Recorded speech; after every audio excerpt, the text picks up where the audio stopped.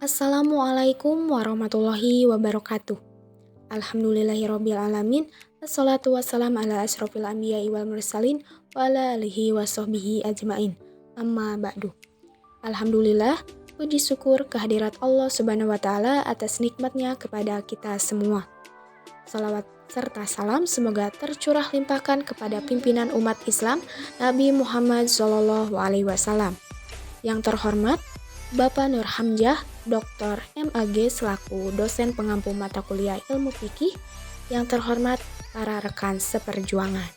Sebelumnya, perkenalkan, saya Rizka Priliania Malia dengan NIM 12020600083 selaku moderator dengan anggota kelompok 5 yaitu Repiani Nur Apifah dengan NIM 12020600079 dan Siti Halimatus Sadia dengan NIM 12020600094. Adapun topik yang akan kita bahas pada pertemuan kali ini yaitu mengenai materi sholat jamaah dan qashar. Materi yang pertama akan dipaparkan oleh saudari Siti Halimatus Sadia. Kepadanya saya persilahkan. Baik, yang pertama di sini ada sholat jamak. Menjamak sholat adalah menggabungkan antara dua sholat. Contohnya sholat asar dengan zuhur, maghrib dengan isya. Baik itu dilakukan lebih awal pada waktu sholat yang pertama, contohnya zuhur dan maghrib, atau diakhirkan pada waktu sholat yang kedua, asar dan juga isya. Bila dilakukan pada waktu yang pertama, itu disebut dengan jamak takdim, dan bila dilakukan pada waktu yang kedua disebut dengan jamak takhir. Selanjutnya ada sholat qashar. Sholat qashar adalah memendekkan rokaat sholat yang berjumlah 4 rokaat menjadi 2 rokaat saja. Sholat yang bisa dipendekkan menurut kesepakatan ulama yaitu sholat yang berjumlah 4 rokaat saja seperti zuhur, asar, dan isya. Bukan sholat subuh atau maghrib ya, karena jika sholat subuh dipendekkan maka rokaat yang tersisa hanya 1 rokaat saja dan itu tidak ada dalam sholat fardu. Sedangkan jika sholat maghrib dipendekkan yang merupakan sholat ganjil di sore hari maka akan hilang jumlah ganjilnya. Selanjutnya pembagian sholat jamak. Berdasarkan sholat yang boleh dijamak, yaitu yang pertama ada sholat zuhur dijamak dengan asar. Sholat zuhur hanya boleh dijamak dengan sholat asar, tidak boleh dijamak dengan subuh, maghrib, atau isya. Sedangkan sholat Jumat, apakah boleh dijamak dengan asar? Para ulama berbeda pendapat, sebagian mengatakan tidak boleh, sebagian lagi boleh, dan sebagian lagi menyebutkan bahwa kebolehannya hanya apabila seseorang berniat sholat zuhur meski ikut dalam barisan sholat Jumat. Selanjutnya ada sholat maghrib dijamak dengan isya. Sholat yang juga boleh dijamak selain zuhur dengan asar adalah sholat jamak antara maghrib dan isya. Nah, berdasarkan waktu pengerjaannya, selain pembagian di atas, dari segi kapan dikerjakan sholat jamak ini juga bisa dibagi berdasarkan kapan sholat jamak ini dikerjakan. Yang pertama tadi ada jamak takdim. Jamak takdim adalah melakukan sholat fardu pada waktu sholat yang pertama. Bentuknya ada 2. Pertama, sholat zuhur dilakukan langsung berurutan dengan sholat asar yang dilakukan pada waktu zuhur. Dan kedua, sholat maghrib dan sholat isya dilakukan secara berurutan pada waktu maghrib. Selanjutnya ada jamak takhir. Pada jamak takhir ini adalah kebalikan dari jamak takdim, yaitu melakukan 2 sholat fardu pada waktu sholat yang kedua. Bentuknya juga ada 2. Pertama, sholat zuhur dilakukan langsung berurutan dengan sholat asar yang dilakukan pada waktu asar. Dan kedua, sholat maghrib dan isya dilakukan secara berurutan pada waktu isya.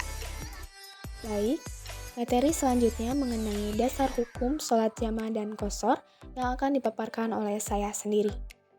Dasar hukum pada sholat jamaah tercantum pada sebuah hadis yang artinya Rasulullah SAW pada waktu perang Tabuk menjamak antara sholat zuhur dan asar, yaitu jamak takdim, apabila berangkat setelah matahari tergelincir. Dan bila berangkat sebelum matahari tergelincir, beliau mengakhirkan zuhur di waktu asar.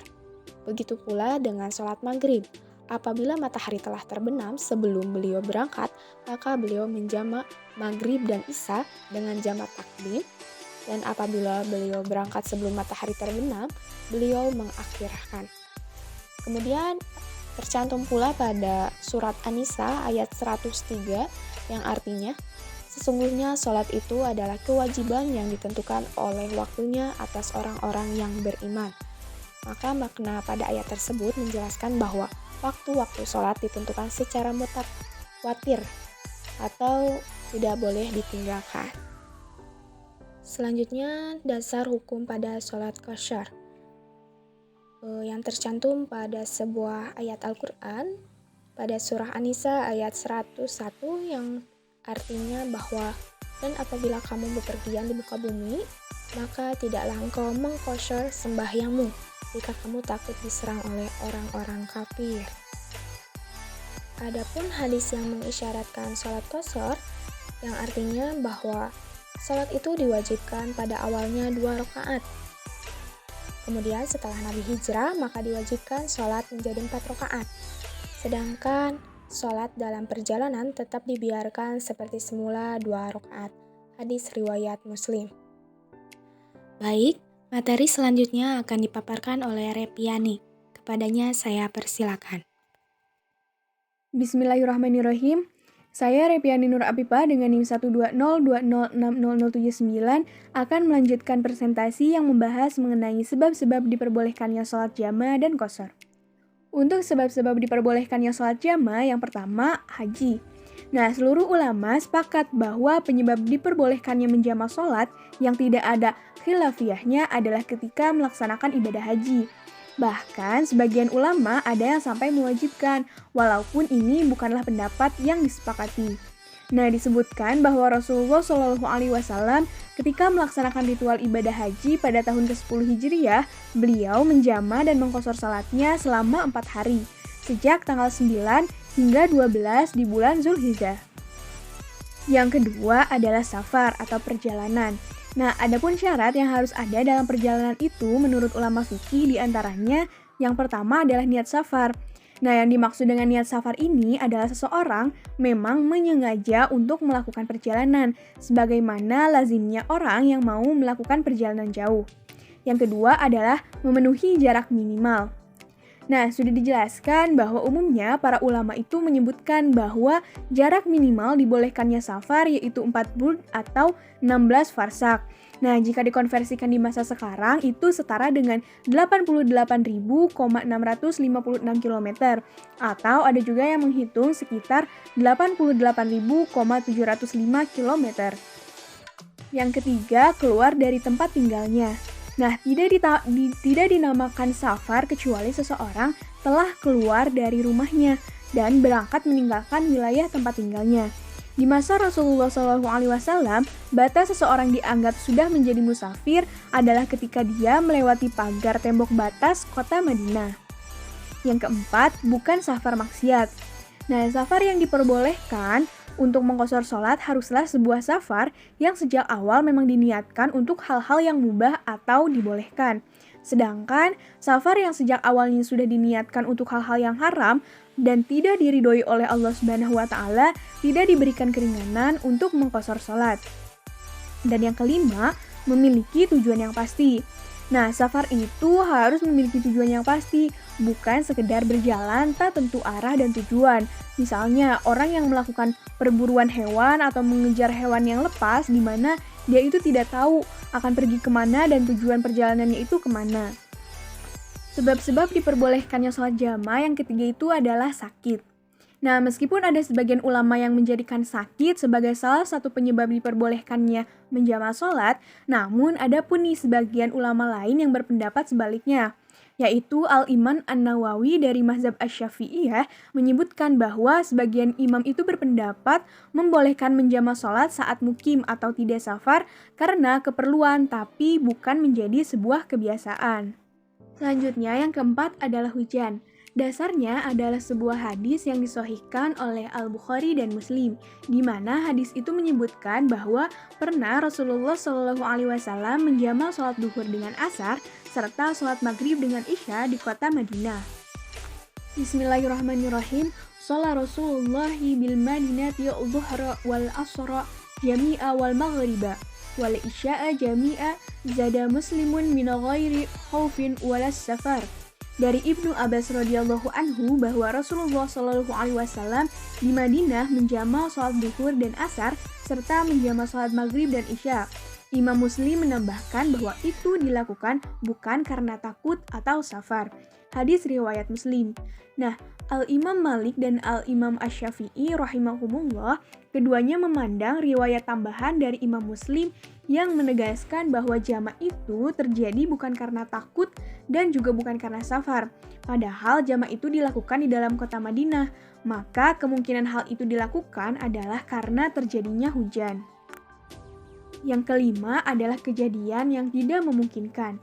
Yang pertama adalah kejadian yang terjadi secara insidental, di mana seseorang itu tidak boleh merencanakan untuk menjamak sholat dengan alasan terjadi sesuatu yang tidak bisa dihindari kecuali dengan menjamak. Namun dilakukannya secara terencana. Nah, kejadiannya itu harus bersifat di luar perhitungan dan terjadi secara tiba-tiba. Seperti yang terjadi pada diri Rasulullah SAW tak kala terlewat dari sholat zuhur, asar, maghrib, dan isya sekaligus gara-gara ada serangan atau kepungan musuh pada zaman perang Ahzab. Namun kejadian itu bisa dibilang hanya sesekali saja, bukan sesuatu yang bersifat rutin dan tentu saja tidak pernah direncanakan terlebih dahulu.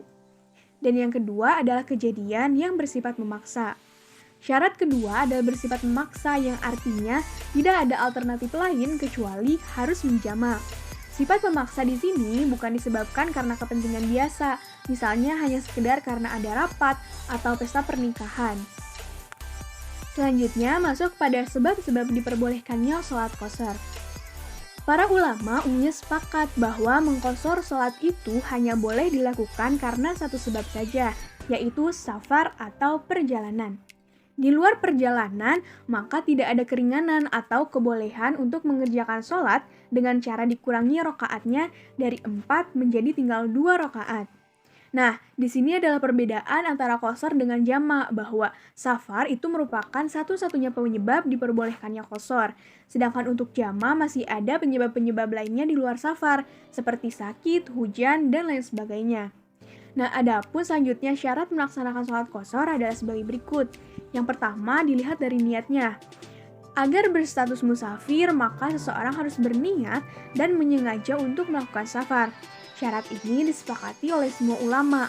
Niat untuk melakukan safar akan hilang ketika seseorang berhenti dalam perjalanannya dan mengubah niatnya dari musafir menjadi ingin tinggal atau menetap untuk seterusnya. Yang kedua adalah jarak. Nah, kriteria kedua dari safar yang memperbolehkan qashar ini adalah masalah jarak minimal dari keseluruhan safar itu, sehingga tidak mentang-mentang orang luar kota lantas bisa disebut sebagai seorang musafir. Minimal harus ada jarak tertentu agar safar itu membolehkan sholat qashar. Namun tidak bisa dipungkiri bahwa para ulama itu berbeda-beda pendapat mengenai kebolehan menjamak atau mengqashar sholat ini yang dilihat dari segi batas minimal jarak perjalanan. Ada yang berpendapat 4 burud atau sama dengan 88.704 km, ada yang berpendapat 2 hari perjalanan, dan ada yang berpendapat 3 hari perjalanan. Yang ketiga, melewati batas tempat tinggal. Sholat qashar sudah bisa dimulai ketika musafir itu sudah keluar dari kota atau wilayah tempat tinggalnya, tetapi belum boleh dilakukan ketika masih di rumahnya. Dan yang keempat atau yang terakhir merupakan memiliki tujuan yang pasti. Nah, safar itu harus memiliki tujuan yang pasti, bukan sekedar berjalan tak tentu arah dan tujuannya.